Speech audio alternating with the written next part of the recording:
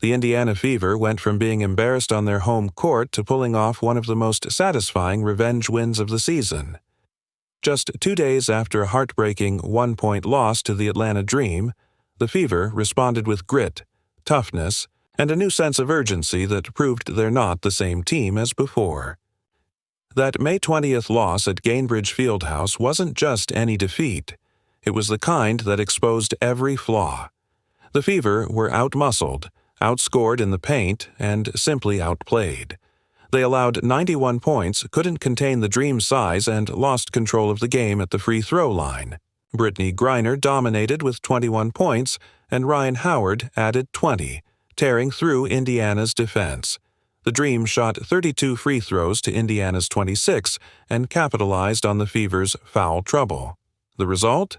A gut-punch loss that had fans and players alike frustrated.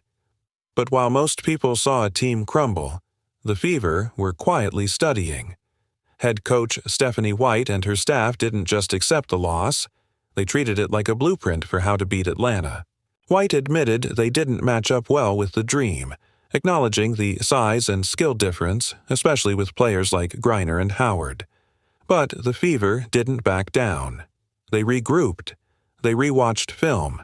They identified the cracks and came up with a new game plan designed to flip the narrative.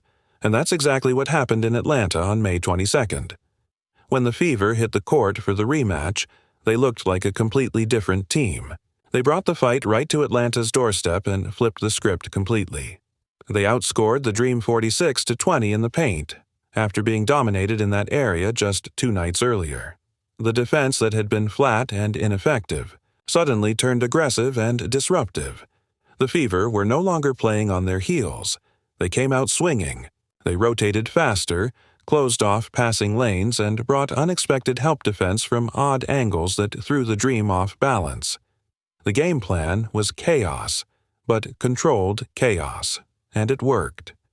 Brittney Griner, who had been unstoppable in Game 1, was held to just 5 points before fouling out with 3 minutes left in the game. It marked the second time this season she'd fouled out against the Fever. She never got into rhythm, and every touch became a physical battle. Indiana's strategy was clear: make Griner work for everything. Whether it was double teams from Strange, angles, quick help in the post, or just hard-nosed fouling when necessary, the Fever made it ugly, and that's exactly what championship teams do. Caitlinclark, meanwhile, had one of the worst shooting nights of her career. She went 0 for 5 from three-point range, the first time since January 2022 that she didn't make a single three in a game. She finished with just 11 points and 5 fouls, limiting her minutes and effectiveness. And yet, the Fever didn't just survive, they thrived. Clark's rough night didn't matter because this team wasn't built around one star anymore. Multiple players stepped up when she struggled, proving that the Fever have real depth and resilience. Natasha Howard was the standout. She had 26 points on 12 of 17 shooting, dominating the second half with 18 points, including 13 in the third quarter alone. She took over when the team needed a scoring lift, showing exactly why she was brought in to support the Fever's young core. Her energy, confidence, and finishing ability gave Indiana a reliable option when the usual stars were quiet. A year ago, that wouldn't have been the case. This time, Howard carried the offense when it mattered most. Sophie Cunningham also made her return from an ankle injury and brought immediate fire. In just 20 minutes, she scored 9 points, grabbed 6 rebounds, and hit her first 3 of the season. She was the spark behind an 11-0 run that helped the Fever retake the lead.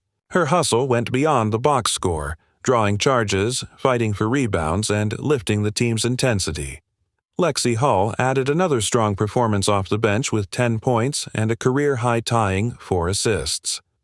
Together, Cunningham and Hull gave the Fever something few teams in the WNBA have right now: an elite bench duo that brings both offense and energy.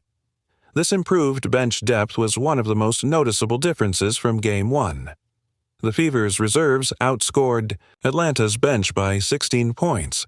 That's a massive turnaround from 2 days earlier, when the Dream's depth looked far superior. Now, players like Hull and Cunningham weren't just filling in, they were making plays that changed the game.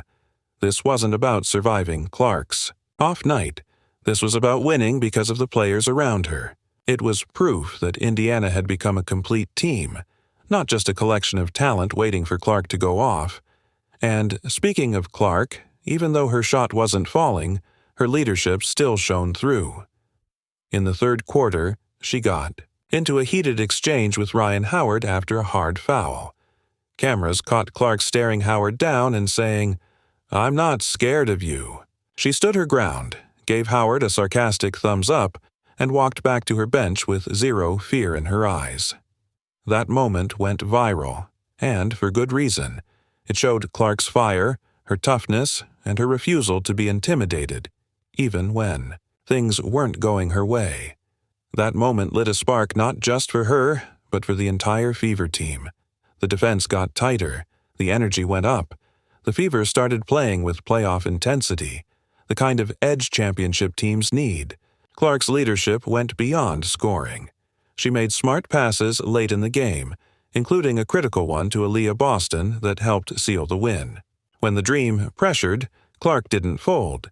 She directed traffic, drew defenders, and made the right decisions. Defensively, Indiana made smart adjustments that neutralized Atlanta's strengths. Coach White rotated her bigs in and out to keep fresh bodies on Griner, including Damiris Dantas, who was physical and relentless. White even used Dantas in strategic subs, putting her in when Griner came in and pulling her when Griner sat. Every possession became a grind for Atlanta. Every look at the basket came with a price. The Dream went from scoring 91 points to just 76 on their home court. That's what smart physical defense looks like. With 3 minutes left, the Fever were down 75-71, but they didn't panic. They closed on a 10-1 run and left Atlanta with an 81-76 victory. They didn't just win. They won ugly. They won tough. And they showed the kind of composure that separates contenders from pretenders.